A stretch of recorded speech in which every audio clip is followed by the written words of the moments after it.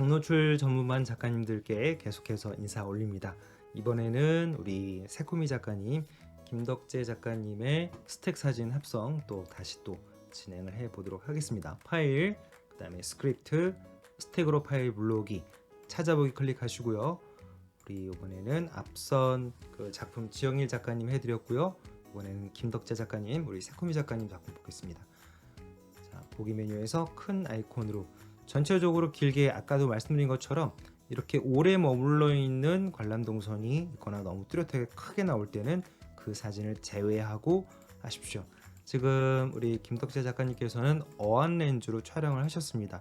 더 웅장하고 다른 일반적인 관광 렌즈에 비해서 또 특별한 묘미가 있죠.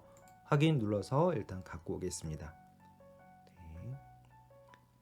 자, 마찬가지 로우 파일이고요. 로우 파일, 어안 렌즈가 갖고 있는 이런 또 특별한 맛이 있죠. 일반적인 관광 렌즈하고는 또 다른 매력이고요. 마찬가지 각 렌즈마다 빛갈램의 효과는 조금씩 차등은 있습니다.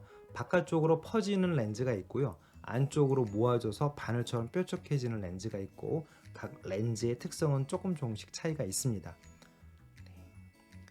자, 전체적인 사진들이 지금 순차적으로 다 들어오고 있습니다.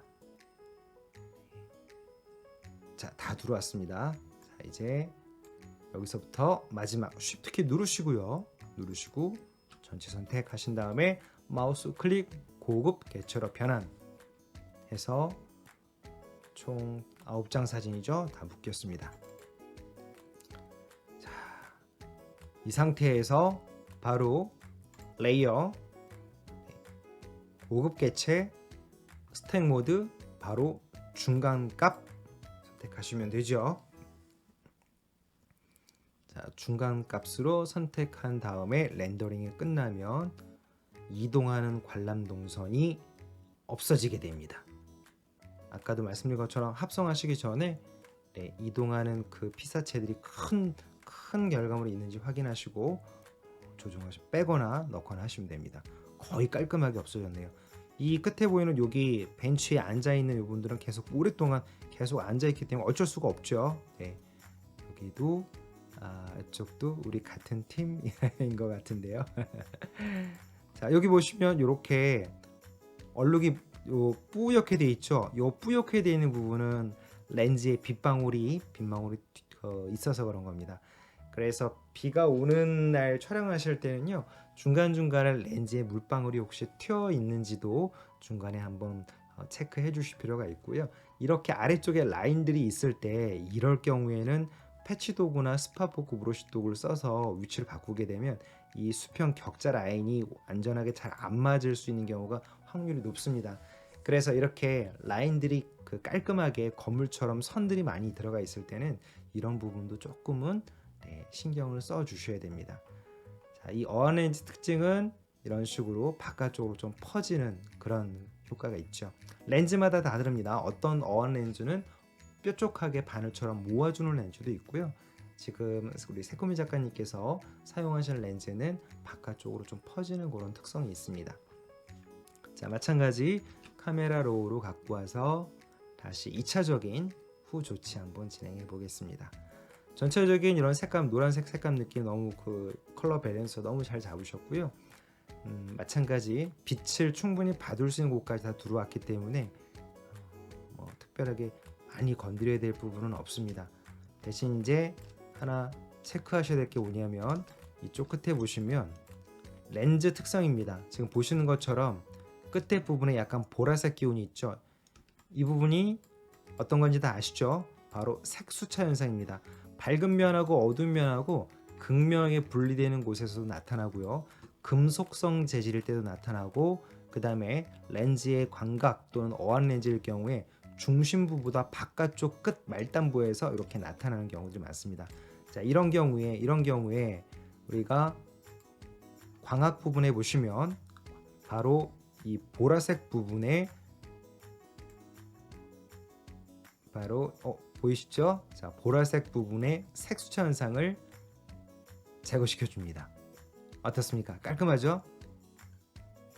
이 상태에서 이렇게 올려주시면 다시 한번 확인해 볼까요? 이런 부분들은 나중에 디테일하게 그런 부분을 건드려 주실 필요가 있습니다. 이 최초고요. 이렇게 그 다음에 색수차 현상은 두 가지가 있습니다. 보라색 색수차하고 녹색, 여기도 녹색 기운이 약간 좀 라인에 들어가 있죠. 이런 부분들도 이렇게 해서 끌어올려 주시면 어느 정도 녹색 범위가, 만약에 완벽하게 조정이 안 되면 범위를 이렇게 조정하실 수 있는 범위를 따로 그 녹색 범위에 맞게끔 다시 이 수정 범위를 컨트롤 해주시면 되세요. 네, 이 정도면 뭐 거의 깔끔하게 색수차 현상은 정리가 된 것 같습니다.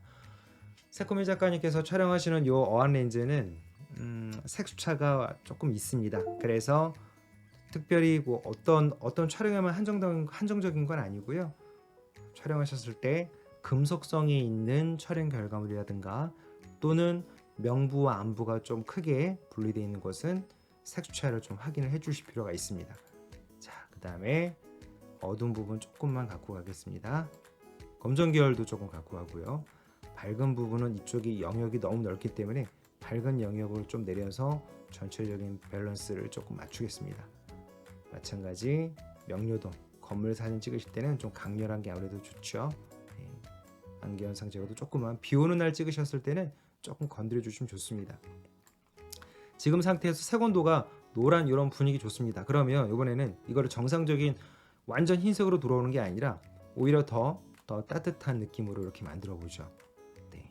그 다음에 색 보정에서도요, 마찬가지 약간 느슨한 이렇게 따뜻한 쪽으로, 어두운 영역은 보라색 쪽으로, 이렇게 밝은 영역은 녹색 계열로 살짝 이렇게 조금 더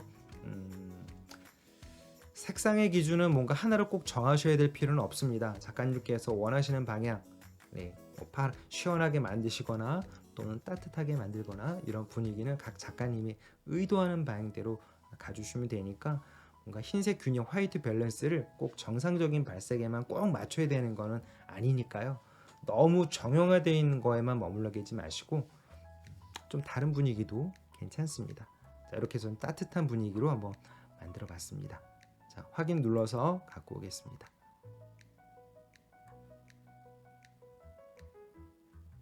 됐습니다. 전후 비교해 볼까요? 전후 됐습니다. 부분적으로 이 부분은 아까 말씀드린 것처럼 이렇게 격자가 있는 상태에서 여기서 패치 도구나 스팟 포크 브러쉬 도구는 거의 안 쓰시는 게 오히려 나을 겁니다. 라인을 못 맞춰 주거든요. 네, 됐습니다. 끝에 나중에 앵글 보실 때 이렇게 끝부분에 앵글, 어안 렌즈라서 화각 범위가 워낙 넓다 보니까 바깥쪽 부분에 이렇게 좀 불필요한 부분이 있는지도 한번 체크해 주시는 거 필요합니다. 자, 비율 그대로 유지한 상태에서 이 부분을 조금 이렇게 잘라서 여기도 제거하고요. 이 위쪽도 한번 이렇게 좀 잘라 보겠습니다. 네, 이 정도까지. 엔터. 자, 앵글 끝은 이렇게 광각일 때는요, 주변 양쪽 앵글 구석 쪽이 깔끔한지도 한번 체크해 주실 필요가 있겠습니다. 네. 그리고 또한 한 가지 더 조금 더 참고 말씀을 드리면, 이 어안 렌즈를 잡으실 때 양쪽 이 구성되어 있는 건물의 형태에 따라서 좌우 기울임도 조금 좀 신경 쓰셔야 됩니다. 이쪽으로 뭐 의도하셨던 거라면 괜찮은데, 그렇지 않다면 요 회전하는 요 양이, 요 떨어져 올라가 있는 양이 거의 비슷한 게 더 좋을 것 같습니다. 네. 살짝만 네, 제가 조정을 한번 해보겠습니다. 요 정도쯤 틀어져 있는 상태면 어땠을까 하는 그런 생각을 해봅니다. 물론 우리 새코미 작가님께서 의도한 방향이셨다면 그대로 가시는데, 어안 렌즈 하실 때는 그런 그 좌우 수평 구도에 대한 것도 조금 신경 쓰시면 훨씬 더 안정감 있는 사진을 만드시는데 도움이 되십니다. 됐습니다. 이렇게 해서 우리 김덕재 작가님의 멋진 작품 다시 한번 보정해 봤습니다. 고생하셨습니다.